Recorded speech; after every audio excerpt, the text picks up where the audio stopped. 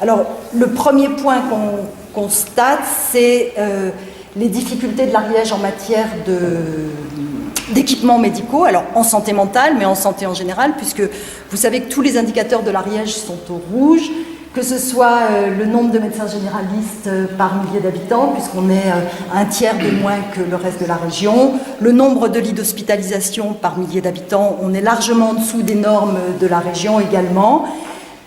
Évidemment, vous savez, comme moi, que les indicateurs sociaux et socio-économiques en Ariège sont plutôt en dessous, là encore, de la moyenne nationale, le revenu par habitant, le nombre de personnes aux minima sociaux, etc., etc. Et on sait que globalement, une population plutôt paupérisée est globalement en moins bonne santé qu'une population dans laquelle les indicateurs sociaux et économiques sont bons. Voilà. Et puis, les CMP qui ont fermé ces dernières années, c'est-à-dire il y a dans la Haute-Ariège, l'un a fermé, à Tarascon, à la Bastide, un autre a fermé.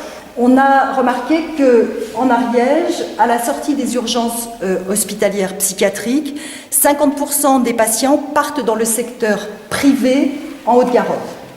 Fin des années 80, le système privé hospitalier en psychiatrie, c'était plutôt une tradition médicale de vieilles familles régionales qui montaient des cliniques familiales.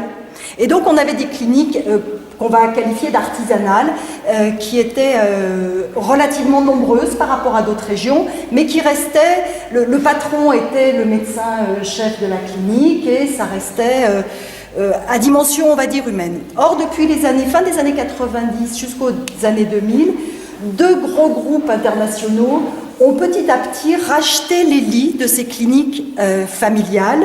Et ces deux groupes s'appellent l'un Orpea Clinéa. Alors, j'ai noté son chiffre d'affaires. Je prends mes lunettes parce que franchement, je ne sais même pas ce que ça représente. Son chiffre d'affaires en 2012 est de 1 429 000 millions d'euros. Donc, on a changé de dimension. Entre le médecin qui ouvre sa clinique avec quelques confrères et des grands groupes qui s'emparent du secteur privé, on n'est pas du tout dans les mêmes dimensions. Le second groupe est le groupe Capio. Par exemple, le groupe Capio possède 4000 lits d'hospitalisation en France avec 16 cliniques et possède 60 établissements en Europe. Et le groupe Orpea Clinéa est répandu également dans toute l'Europe avec beaucoup d'établissements. Ce sont des groupes qui sont alimentés et qui alimentent des fonds de pension. Donc on est rentré dans un dispositif de santé, en ce qui concerne la santé mentale en tout cas, dans le secteur privé, dans un dispositif macroéconomique et financier. Donc on a là une forme de construction de l'inégalité sociale en regard des soins qui est assez évidente. Et le deuxième point, et je conclurai avec ça, on a remarqué également qu'en Ariège, en faisant vraiment des travaux sur l'Ariège, avec les patients, avec les praticiens et à partir des données statistiques des hôpitaux, on a remarqué qu'en Ariège, les gens les plus pauvres et les plus éloignés des lieux de soins ne consultent quasiment pas.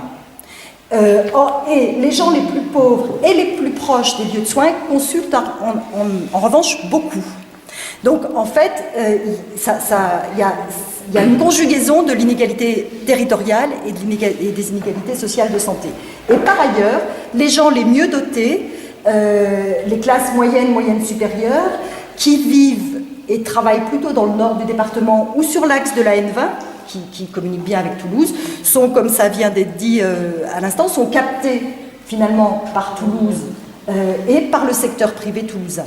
Effectivement, nous, à Saint-Giron, avec le pôle de Saint-Lizier, on a effectivement quelque chose à dire là-dessus. Et la deuxième chose, enfin dans le même ordre d'idée, c'est que l'accès aux soins de santé dans le secteur public ou auprès de psychiatres remboursés étant particulièrement difficile, je crois qu'il reste 2 ou 3 psychiatres libéraux en Ariège qui sont proches de la retraite, les gens sont donc de fait, d'un point de vue, on va dire, institutionnel et par un dispositif de soins, les gens sont orientés vers des secteurs lucratifs ou vers des dispositifs de soins non remboursés qui sont les psychologues. Qui pour l'instant ne sont pas remboursés. Donc on a une forme de privatisation de la santé à la fois pour les gens eux-mêmes et à la fois dans le dispositif de soins dans son entier.